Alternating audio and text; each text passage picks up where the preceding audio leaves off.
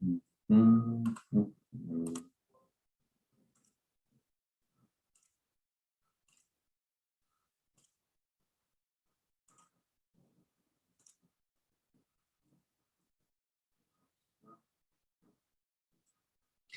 Grande, Dinei, tranquilo? Me escutam aí?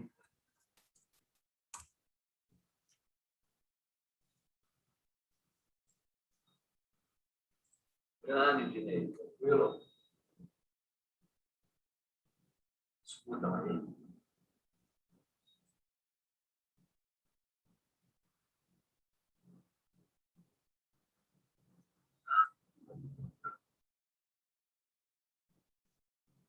Perfeitamente, ok.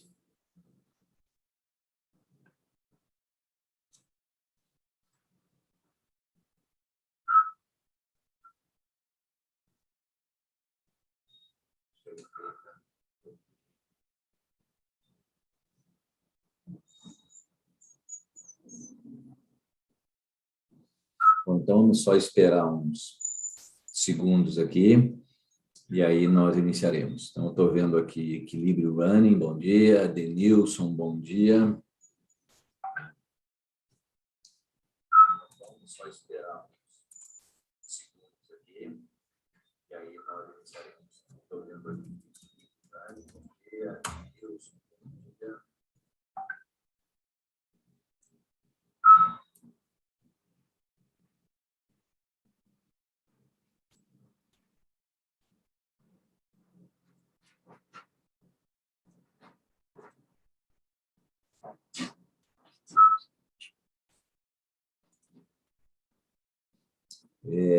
Dinei, vê se melhorou o barulho ao fundo aqui.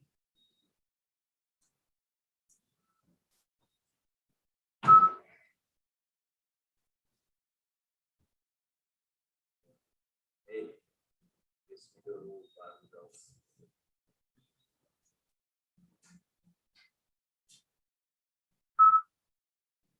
Bom dia, Felipe. Bom dia, Renato.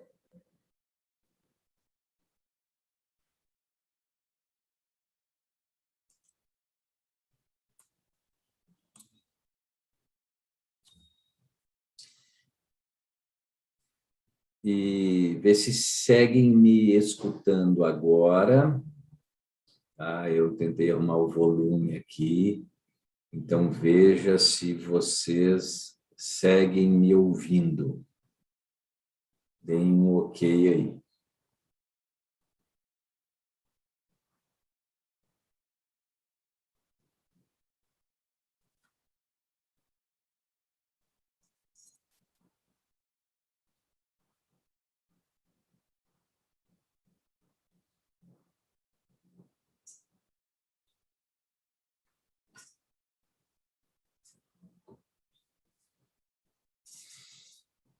Equilíbrio running, sim.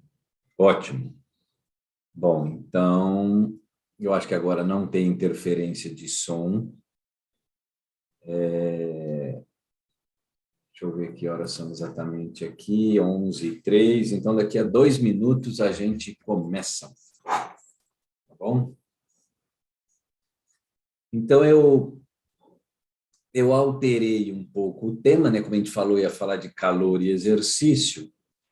E é um tema extremamente importante, né, para o treinamento de endurance, para a prescrição do treinamento, né, porque nós sabemos que o calor ele diminui o desempenho de endurance porque ele diminui o consumo máximo de oxigênio, ele diminui o limiar de lactato, né? E, consequentemente, a gente cansa mais fácil, a nossa potência aeróbia é menor, a nossa resistência aeróbia também é menor. Mas é um tema que teremos outras oportunidades, é um tema que eu acredito que todo mundo saiba um pouco mais, e eu optei por alterar aí meio de última hora para um tema que talvez seja, não vou dizer mais novidade, mas a gente discutir com mais dados, né? Uma parte ambiental relacionada ao desempenho, principalmente de trail, mas também aconteceria no mountain bike, por exemplo, né? Que é relacionado ao tipo de piso, né? Então, o piso influenciaria no desempenho, mas e aí nós vamos discutir alguns resultados curiosos, né, que nós temos aqui, por exemplo, do camp. Então, hoje a nossa discussão será em cima do índice Fetter, né? E o índice Fetter é um dado extremamente importante, porque baseado nele nós discutiremos queda do desempenho de corrida em trilha comparado à corrida no plano, asfalto, a corrida mais limpa possível, né? Mais lisa. Então, vamos lá. Eu vou compartilhar aqui com vocês. Então, nós temos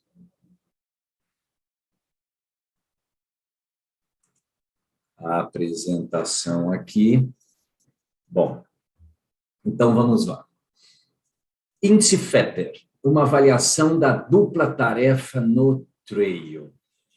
Então, primeiro, por que índice Fetter?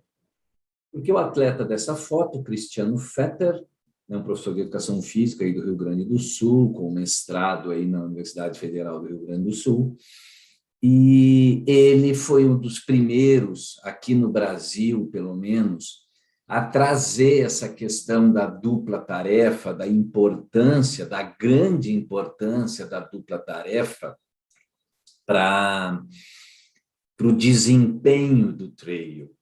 Então, nada mais justo que, ainda não fizemos isso em forma de publicação, mas espero que façamos, mas nada mais justo do que colocar o nome dele nesse índice, já que ele foi o precursor, o grande defensor, logicamente com razão, porque nós vamos ver aqui que tem uma influência enorme aí no desempenho. Então, em homenagem ao Fetter, nós criamos esse índice aí para avaliar a questão da dupla tarefa no trail. Bom, mas o que vem a ser a dupla tarefa? Né? Então, a dupla tarefa nada mais é do que a realização de dois trabalhos, né, ao mesmo tempo. E esse trabalho, ele pode ter natureza cognitiva e cognitiva, então você processar duas tarefas intelectuais ao mesmo tempo. Ele também pode ter natureza física dupla, a gente vê muito em semáforos, né? A pessoa se equilibrando e jogando as bolinhas para cima, ou seja, ela tem a tarefa física do equilíbrio e tem a tarefa física da coordenação das bolinhas. Então, isso é uma dupla tarefa física. Mas ela também tem a união das duas, que seriam a dupla tarefa física e a dupla tarefa cognitiva, ou seja, desempenhar uma tarefa física e pensar em outra coisa ao mesmo tempo, ok? Então, isso seria a dupla tarefa. O cérebro, ele não está equipado, ele não tem componentes, vamos dizer assim, para dedicar todos os recursos neurais ao mesmo tempo para processar as duas tarefas. Então, isso nos leva a entender que o cérebro acaba priorizando certos estímulos em detrimento de outros. Consequentemente, quando duas tarefas se sobrepõem, elas irão competir entre elas. E, consequentemente, uma vai gerar interferência na outra, causando diminuição do desempenho em uma, em outra, ou nas duas tarefas ao mesmo tempo, ok? Bom, quanto mais próximas estiverem essas duas tarefas, em relação aos recursos cerebrais que elas envolvem, que elas necessitam, maior será a interferência entre elas. Então, duas tarefas físicas influenciam-se, interferem mais uma na outra do que uma tarefa física e uma intelectual. Porém, quanto maior a complexidade dessas duas tarefas, mesmo que não sejam duas intelectuais ou duas físicas, maior vai ser a interferência, tá bom?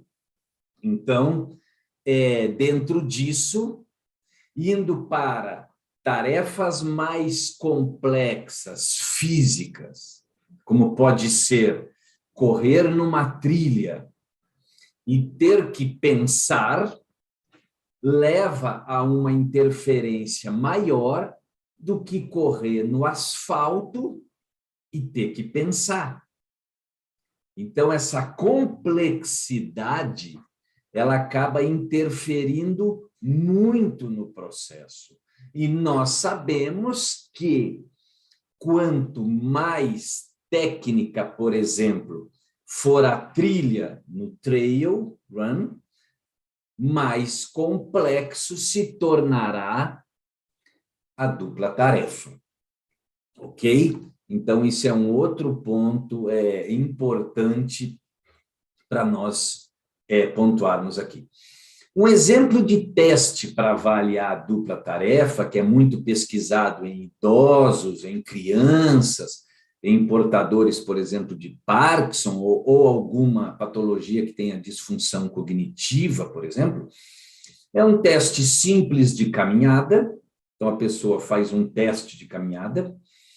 Depois, do lado direito dessa figura, a pessoa faz um teste cognitivo, sentado, tranquilo, então ela responde sobre animais, sobre frutas, sobre animais e frutas, alguma coisa assim. Pode ser um teste de tabuada, pode ser um teste de memória, né? E depois ela faz um teste, logicamente não precisa ser nessa ordem, mas ela faz um teste onde ela tem que caminhar e executar a mesma tarefa cognitiva. Então, de uma maneira bem simples, ele é feito dessa maneira, né? Uma outra coisa importante é que a dupla tarefa, ela é treinável, né? Então, nós temos esse trabalho aí mostrando que nesse gráfico, no eixo Y embaixo, nós temos os dois grupos, T de treinado antes do treinamento de várias semanas, e T pós após o programa de treinamento. Do lado direito, embaixo, nós temos o C de controle, grupo que não recebeu o treinamento. E do lado esquerdo, nós temos a questão da dupla tarefa em relação às respostas corretas. E aí nós temos que uma tarefa única, que é o verdinho, ele melhorou com o treinamento. Uma tarefa única, porém mista, também melhorou com o treinamento. E uma tarefa dupla, ou essa dupla tarefa, melhorou bastante com o treinamento. E nós vemos do lado direito, né, que essas tarefas, elas praticamente não se alteraram na questão controle, ou seja, a dupla tarefa, ela é treinável. A tarefa simples, logicamente, é treinável, todo mundo sabe, mas a dupla tarefa também é treinável. Esse é um ponto importante. Aqui um outro trabalho, agora de 2021, que foi um estudo mais cerebral aí do córtex, né, pré-frontal, e foi pesquisado a questão dessa dupla tarefa em subir e descer escadas. Então, a pessoa fez uma tarefa cognitiva simples, fez uma tarefa motora simples, que ora era subir escada e outra hora era descer a escada, e depois foi pesquisado o subir escada com tarefa cognitiva e depois descer escada com tarefa cognitiva. Esse trabalho já nos deu algumas informações importantes. Por exemplo, tempo médio de resposta para a tarefa cognitiva. Ela foi menor na situação controle. E essa situação controle, vamos dizer assim, ela exigiu menos, vamos dizer, do sistema nervoso. Comparado com dupla tarefa na subida e dupla tarefa na descida, onde o tempo médio de resposta foi maior. Ou seja, subir e descer a escada deixou o sistema nervoso central, o cérebro, o córtex, mais lento para processar toda a informação, criar uma resposta e dar essa resposta. Ou seja, teve uma influência da segunda tarefa, subir ou descer a escada, na primeira tarefa, que era a questão da resposta. Quanto maior, uma coisa que a gente precisa deixar bem claro aqui é, quanto maior a dupla tarefa, pior é para o desempenho. A ideia é que a gente consiga fazer como se fosse tarefa única, certo? Então, esse é um ponto importante. Quando nós comparamos a ênfase na subida ou na descida de escada, isso foi um dado também muito importante para nós, que é o seguinte: o downhill, a descida de escada, os voluntários colocaram uma ênfase na escada muito maior do que o uphill, do que a subida de escada, né? Vamos dizer assim.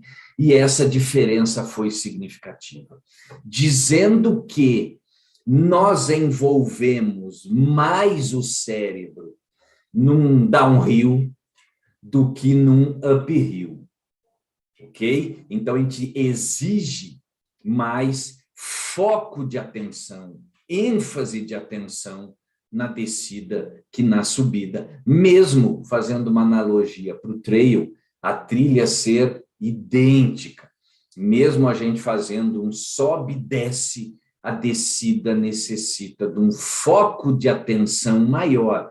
E se ela necessita de um foco de atenção maior, a tarefa física ela é interferida por uma tarefa cognitiva, já que a gente precisa focar mais no que estamos fazendo. Esse é um ponto importante. Ok? Um outro trabalho viu em esteira e em bicicleta ergométrica a questão da dupla tarefa.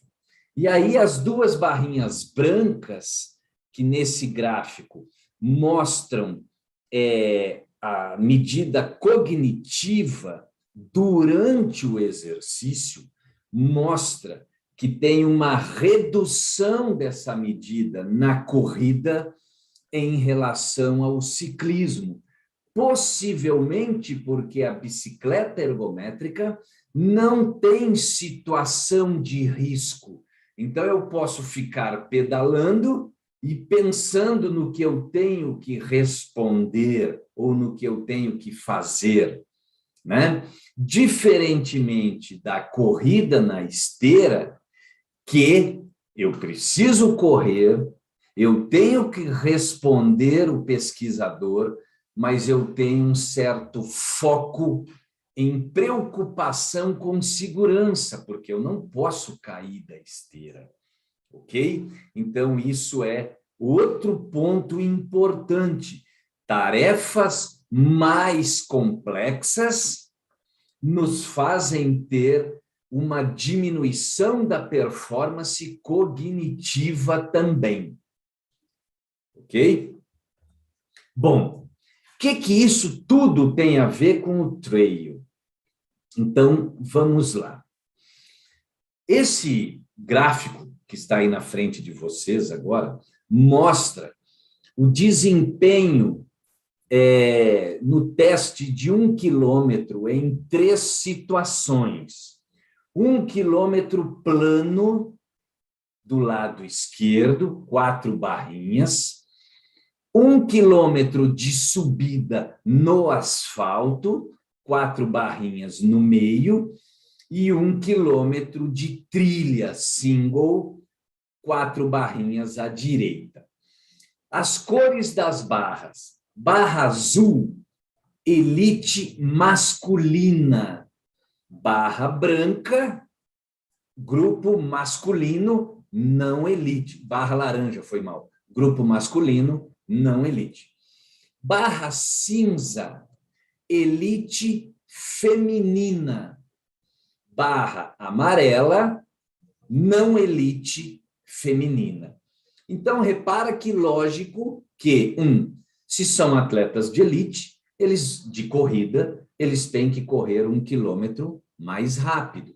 E foi visto a barra azul, o pace médio 2,53 contra o pace médio de 13,36, ou seja, mais de 40 segundos aí na média pro quilômetro. No feminino, a mesma coisa, né? As mulheres bem mais rápida que o grupo não elite. Perfeito. Quando vai para a subida, essa diferença aumenta, dizendo que o grupo não elite, ele perde mais ainda o desempenho na subida em relação ao grupo elite, ok? Você vê que a diferença da barra azul para a barra laranja aumenta muito e a diferença da barra cinza para a barra amarela também aumenta muito, ou seja, a discrepância física é maior ainda na subida. Ponto. Porém, quando vai para a trilha, e aí a trilha envolve um componente de dupla tarefa, que teoricamente não tem no plano e não tem na subida, porque era asfalto, agora o teste foi feito numa trilha, em condições ainda de alguns locais molhado nessa trilha, escorregadia. E aí nós notamos uma curiosidade, que a diferença na trilha entre os grupos elite e não elite, ela foi consideravelmente maior no masculino em relação ao feminino. E a diferença de altura da barra laranja em relação à azul foi maior do que a amarela em relação à cinza. Então, esse é um ponto extremamente importante para a nossa discussão aqui. Bom, quando nós olhamos nesses mesmos testes as diferenças de percentual de tempo entre o masculino e o feminino, olha que curiosidade. Primeiro,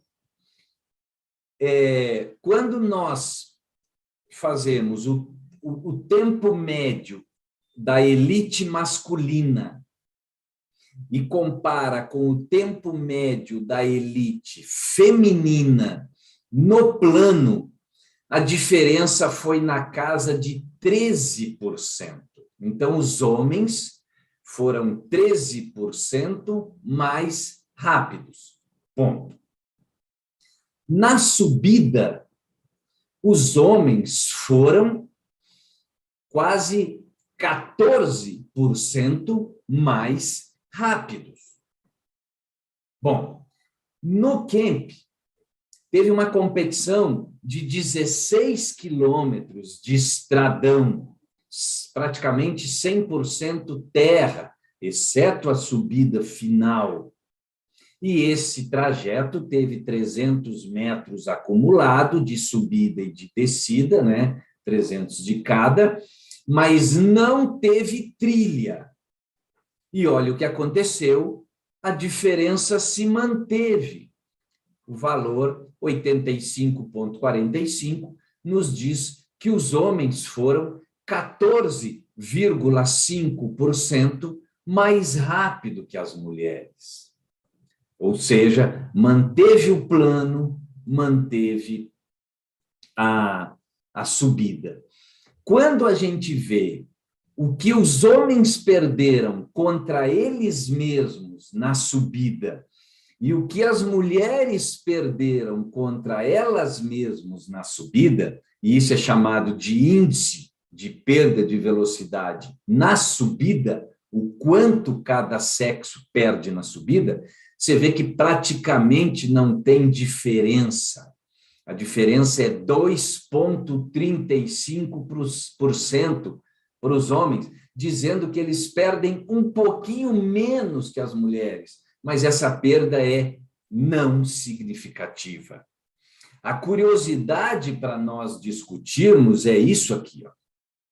A trilha. Os homens perdem 19%, 18,3% menos velocidade que as mulheres. E isso cria um índice Fetter de 20% a menos nos homens. Ou seja, por algum motivo, as mulheres perdem bem mais velocidade na trilha comparado com o plano do que os homens perdem velocidade na trilha comparado com o mesmo plano, ok? Então, esse gráfico final aqui mostra justamente isso. Então, em vermelho é o índice de subida, em branco é o índice Fetter. Só que agora, reparem num dado, vamos discutir a parte branca, ok? Agora entram aí os dados da elite e da não elite. Então, olha só, elite masculina, índice Fetter, 36,89%. Masculinos não elite, 46,24%. Ou seja, a diferença é grande entre a elite e a não elite masculina. Mas quando nós vamos ver as mulheres, elite feminina, 42,10%. Não elite feminina, 44,94%. Então, reparem que, primeiro, a não elite masculina é praticamente o mesmo desempenho da não elite feminina, porém, a elite feminina, ela não se sobrepõe tanto na trilha quanto a elite masculina também se sobrepôs, dizendo para nós que dessas atletas avaliados, o que fez essas mulheres serem classificadas em elite e não elite foi uma questão puramente de preparo físico. Elas não mostraram ter uma habilidade, uma técnica ou uma baixa dupla tarefa na trilha em relação à não elite. Diferentemente dos homens, onde eles também tiveram uma grande diferença das valências físicas para correr no plano e para correr na subida, dizendo para nós que tem VO2 maior, limiar maior, possivelmente economia maior, igual as mulheres. Mas eles também têm uma baixa dupla tarefa em relação aos homens da não elite. Então, a questão que isso nos leva para um futuro debate no trail, na comunidade de trail, que nós precisamos discutir isso por que a elite feminina não tem a mesma dupla tarefa reduzida que tem a elite masculina. E aí entram N questões, a principal delas, que é o foco, seriam as vivências. E essas vivências, elas podem ser relacionadas desde a prática passada do homem ter muito mais contato com o esporte precoce, esporte de mudanças de direção, como o futebol é um dos principais deles, né? Mas também questões mais atuais, como segurança. Os homens têm muito mais facilidade de ir para a trilha, acreditamos que os homens têm muito mais quilômetros rodados em trilha do que as mulheres, e isso também pode interferir aí no desempenho. Tá bom? Então, essa é uma outra questão que não temos como falar aqui agora, mas que é extremamente importante para o futuro do desenvolvimento do trail e, principalmente, acredito eu, na otimização do desempenho do trail para mulheres. Ok? Então, cumprindo o nosso tempo aqui, é isso que eu ia falar para vocês hoje, e fico aberto aqui a perguntas, alguma coisa aí, caso aconteça. Ok? Então, fico aqui para responder uma ou outra dúvida. 10% vendo aqui foi a inclinação do teste de subida no asfalto.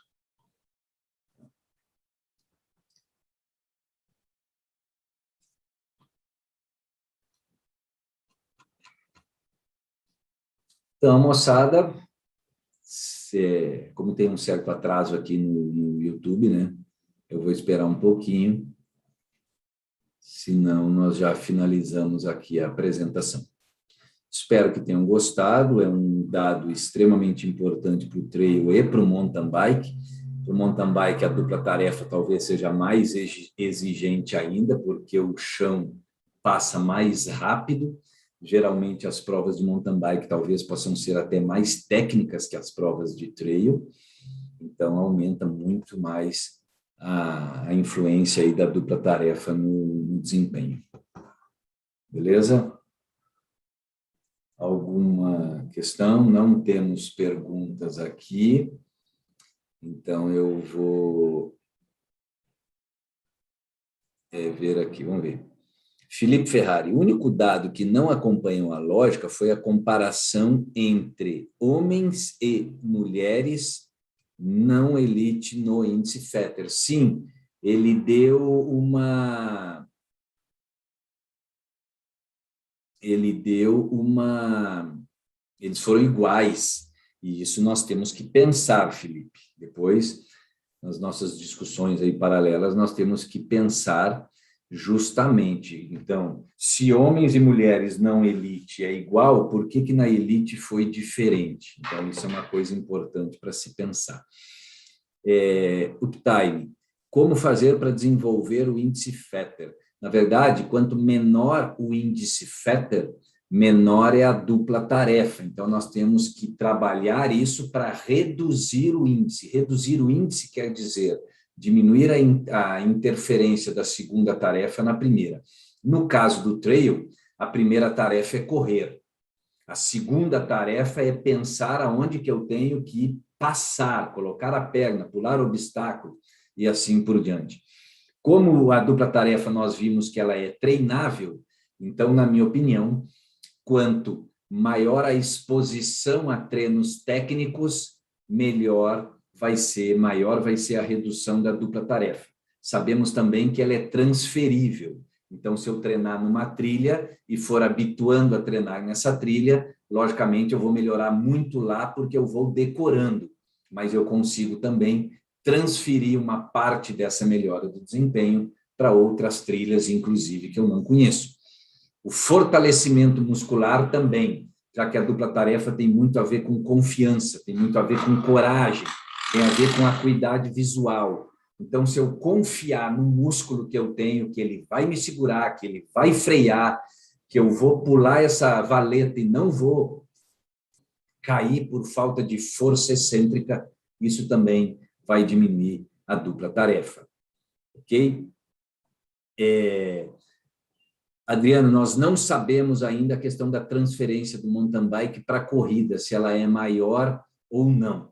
Eu acredito que, pelo princípio da especificidade, a transferência de correr numa trilha diferente para uma outra trilha seja maior do que você transferir do mountain bike para a corrida, questão de especificidade, tá? Vamos lá. Felipe, depois eu vou dar uma olhada no N, mas foi o N que nós tivemos. Pode ser que seja isso ou não. Talvez todas as mulheres que foram avaliadas como não elite são do trail. Talvez todos os homens que foram avaliados, alguns são do trail, outro não. E aí pode ter interferido. Então, temos que ver isso daí também. Ok? Então, moçada, vou encerrar por aqui. Muito obrigado aí a participação de vocês e seguimos falando aí como sempre, ok? Muito obrigado, então, moçada.